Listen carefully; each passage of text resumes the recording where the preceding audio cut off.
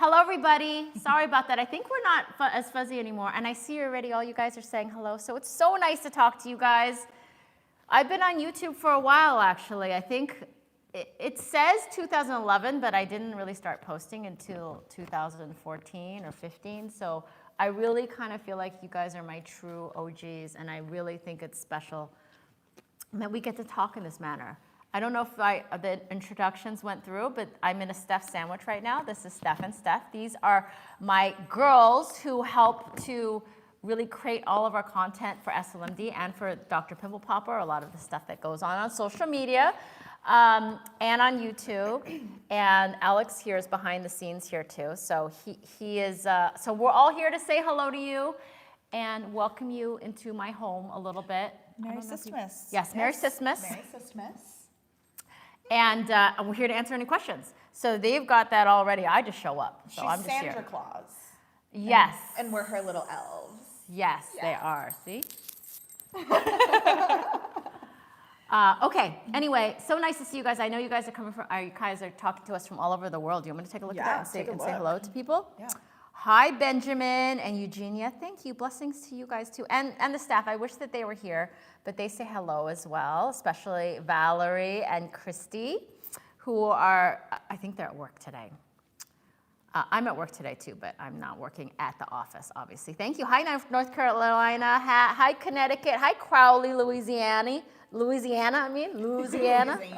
Alexandria. Anyways, you guys are awesome. It's so nice to see you guys. Do you guys like their t-shirts?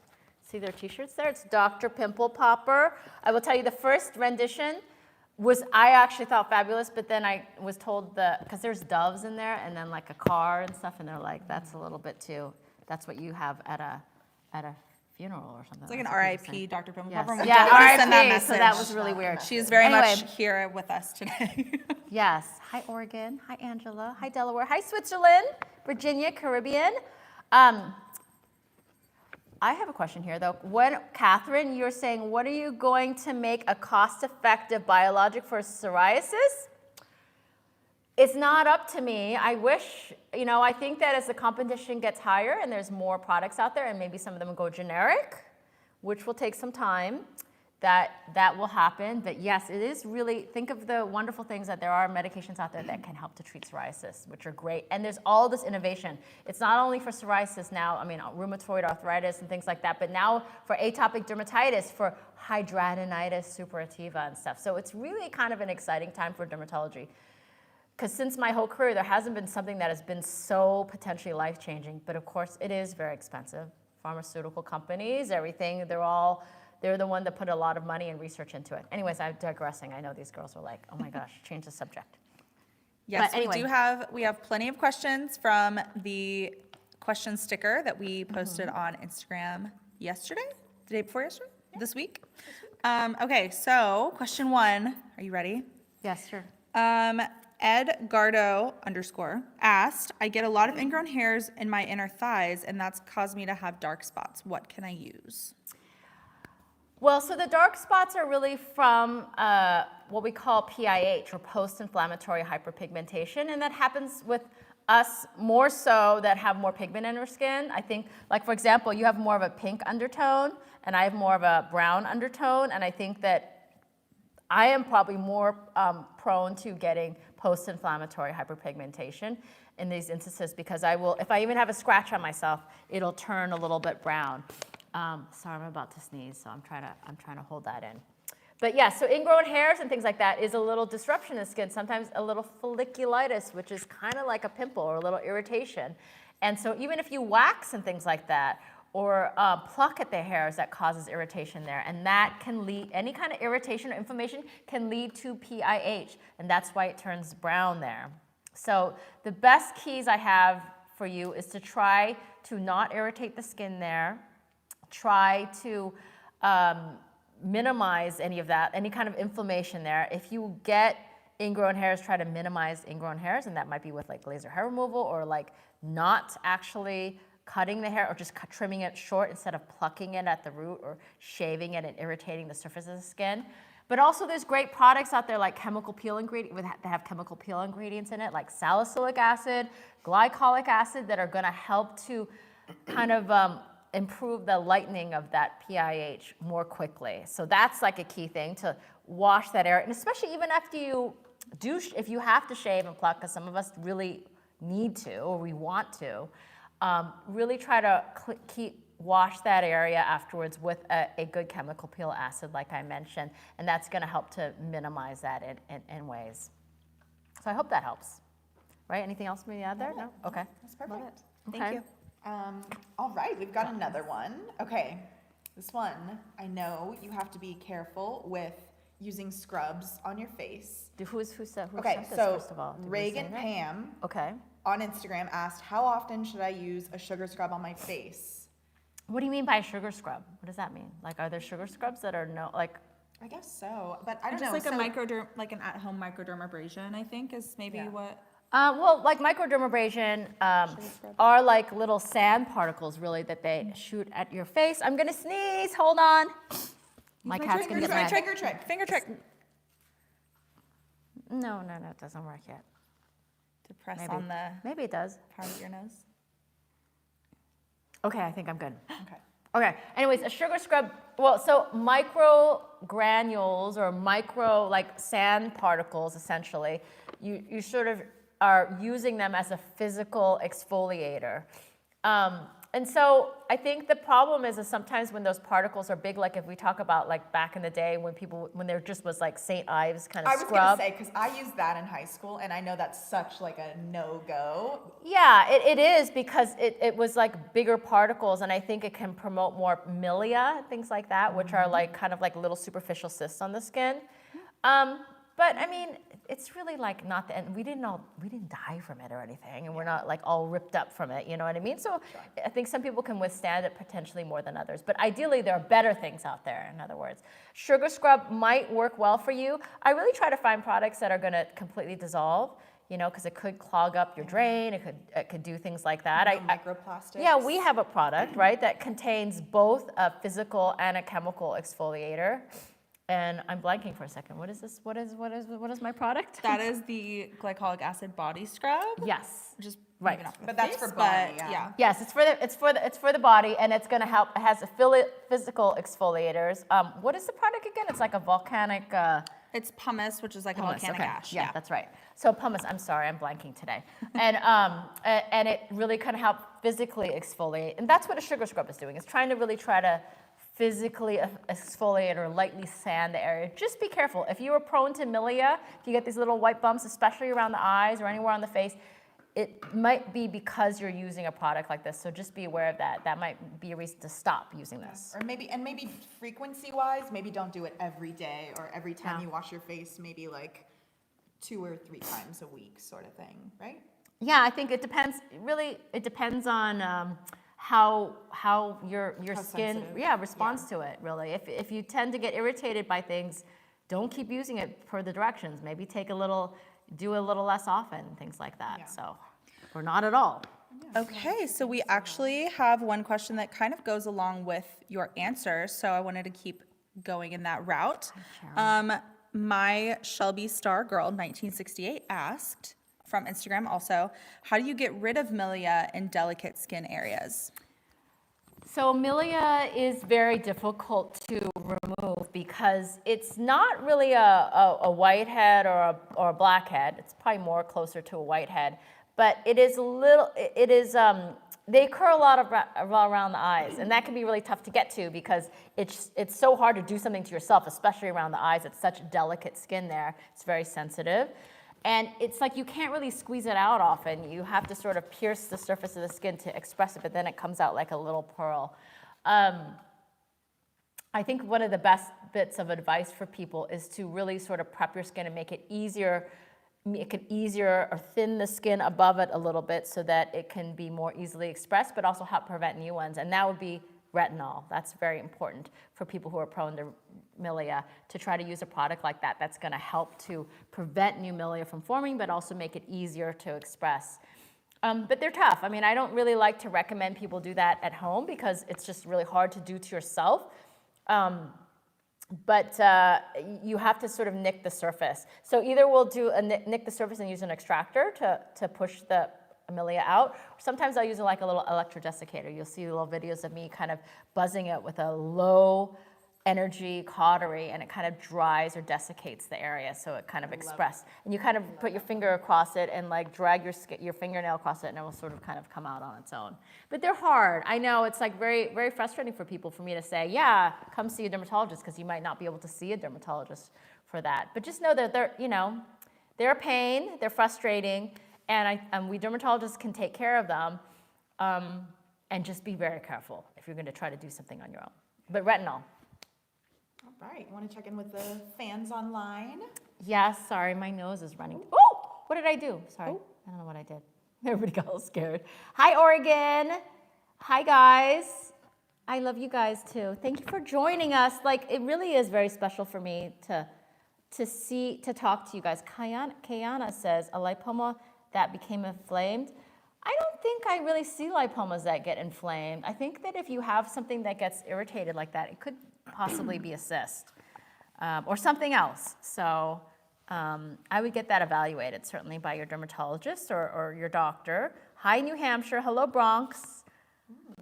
Cassandra, how do you get rid of patches around your eyes from cholesterol being high but is low? No, I think what you're talking about is xanthelasma, which is usually like this sort of yellowish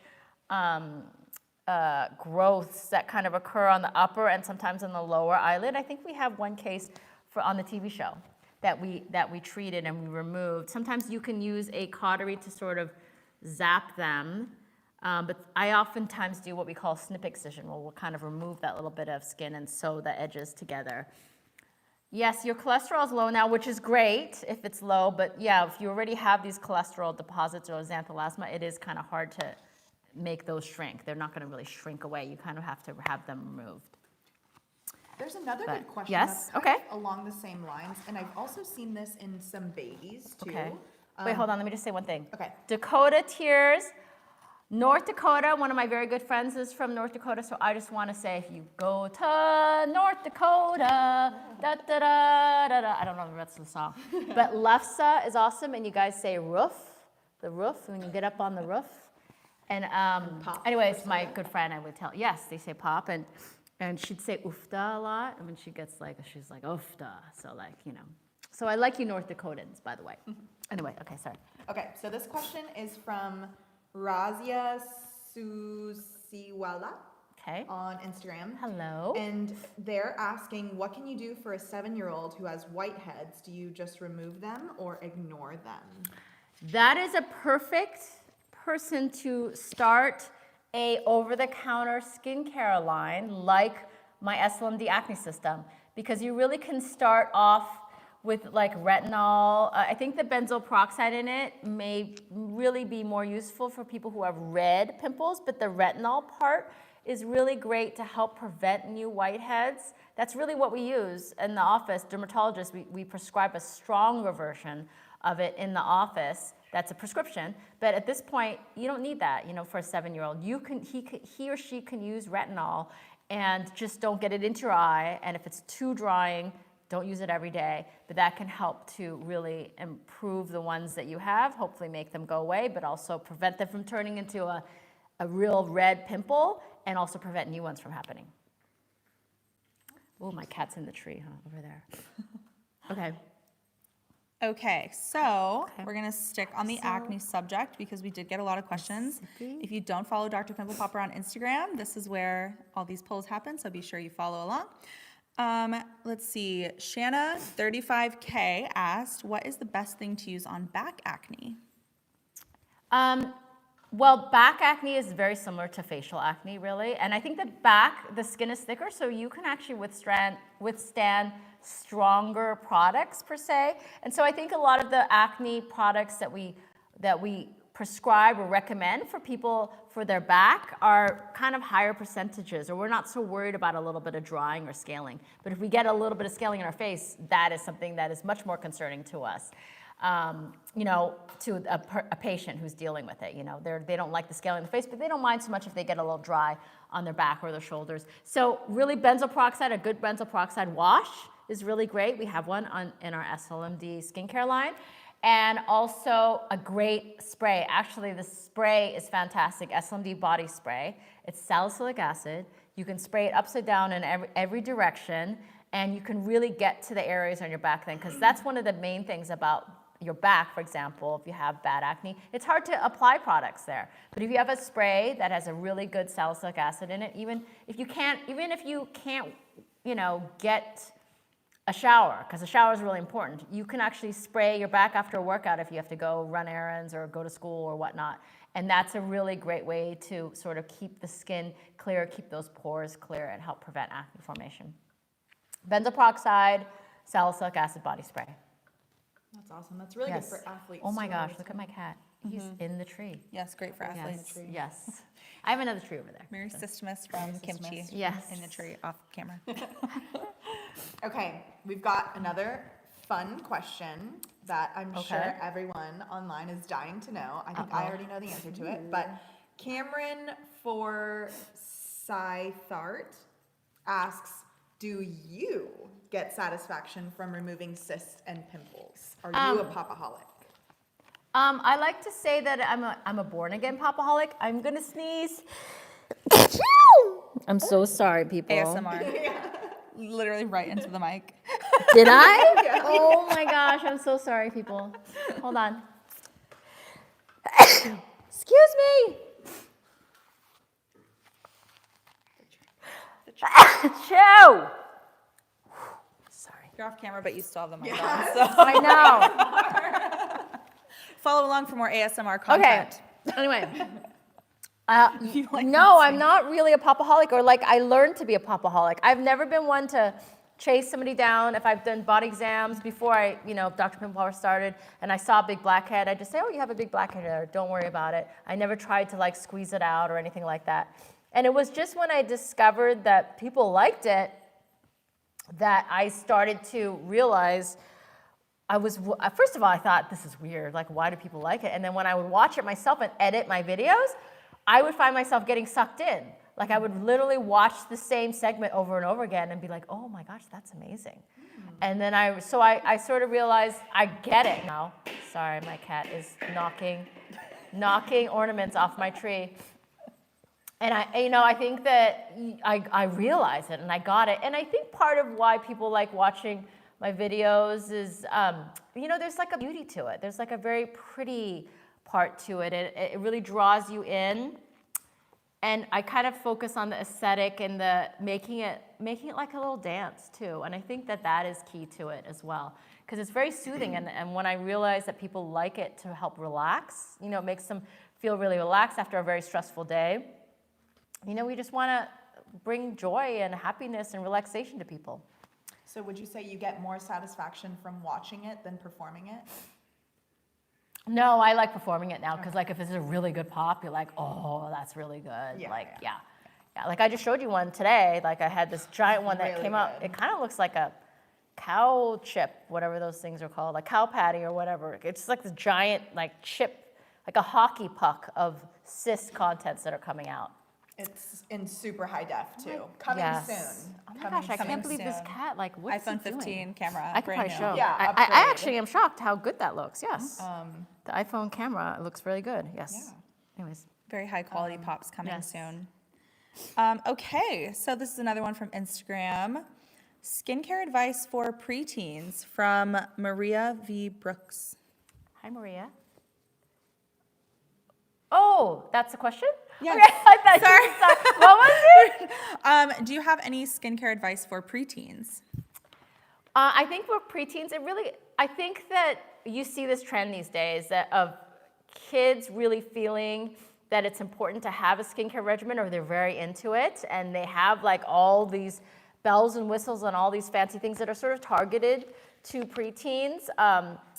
And I say this with caution. I mean, I think that there's a healthy side to this. Like, yes, get interested in skincare and taking care of your skin, wearing sunscreen, and trying to keep your skin clear of acne and things like that. But just like for an adult, you can go a little overboard. You can get too into it. You can get too consumed with how your skin appears. Your day can be dictated by if your skin is broken out or if your skin looks good to you that day. So there's a healthy level to this, and there could be a potentially unhealthy level to it. So I think try to keep things simple for people. Certainly if they're not concerned about it and they don't have any skin problems, don't tell them that it's absolutely necessary to have a skincare regimen. I think in your preteens, that's when you start to get blackheads and whiteheads and sort of like some bumps in the skin.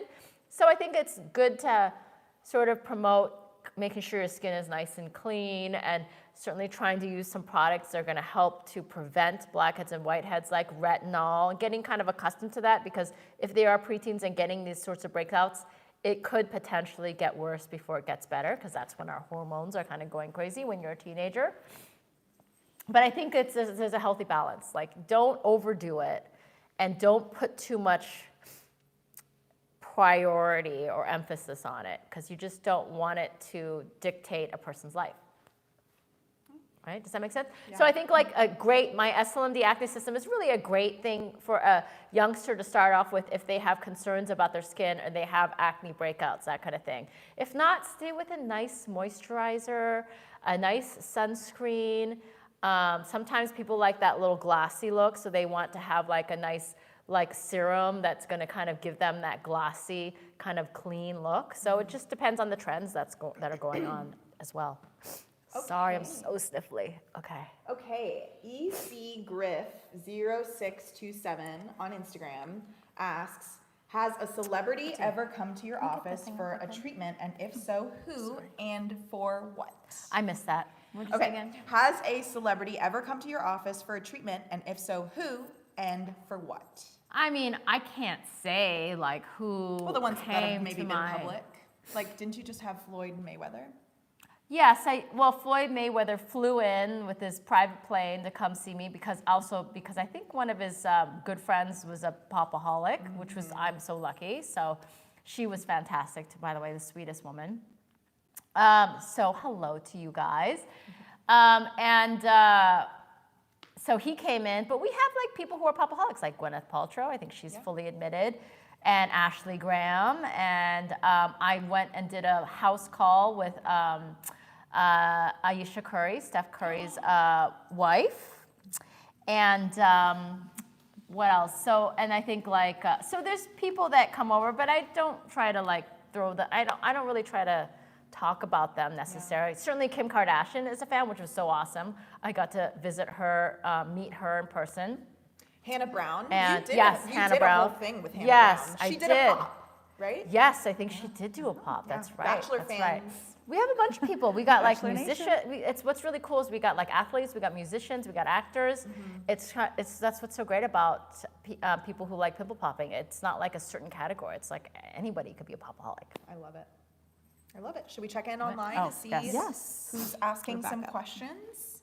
We've got a few minutes Hello, left. Mike. Hi. Yes, Layla, my little kitty here is all interested. But if I try to pick him up, he's going to be like, no, you don't get to pick me up. Let's see. My son, MC says, my son is 17 and has a small mole on his face. It grows a handful of coarse hair. When should we look into getting that removed? Is it better to shave or pluck? That is actually a good question, because, and I'm going to screenshot that, I think, because I actually did a video on hairy moles. I just haven't posted it yet because I haven't edited it fully. But so let me talk a little bit about that quick, if that's okay with you guys. A hairy mole is actually most likely what we call a congenital nevus, meaning a nevus meaning mole, congenital meaning you're born with it. Because I think when you're born with a mole, it tends to go a little deeper and affect, and your hair follicles are involved because the hair follicles are deeper under the skin. And so you can trim those hairs. You can actually even pluck them. They don't mean anything like bad. That's not gonna increase the chance of this turning into a skin cancer. It has an equal chance of turning into something as anything else on your body. It doesn't have an increased risk, you know.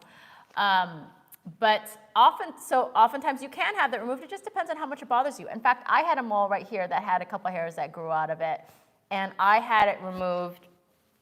And now I don't have hair. Maybe I have a hair or two that kind of grows out of it, but really mild, kind of is just extension of my eyebrows, so I can just pluck it.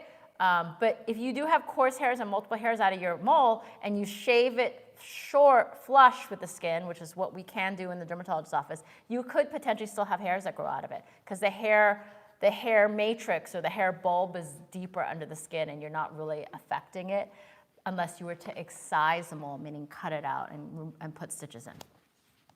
So you don't have to do anything with it, but watch it. If that mole changes or looks suspicious, bring it to the attention of your dermatologist. I wish we had your suspicious mole to bring on screen right now. Oh, yes. Yes, I do have a suspicious mole. Actually, I should talk about that. Okay, one question. So Nash Janet on Instagram asked, and we haven't quite made a full announcement for this yet, so this is kind of a Popaholic exclusive right now, but she asked, when will we see your hyaluronic acid moisturizer in your Amazon store? Which I can actually answer. Yes, thank you. The panic in your eyes just now. Yeah.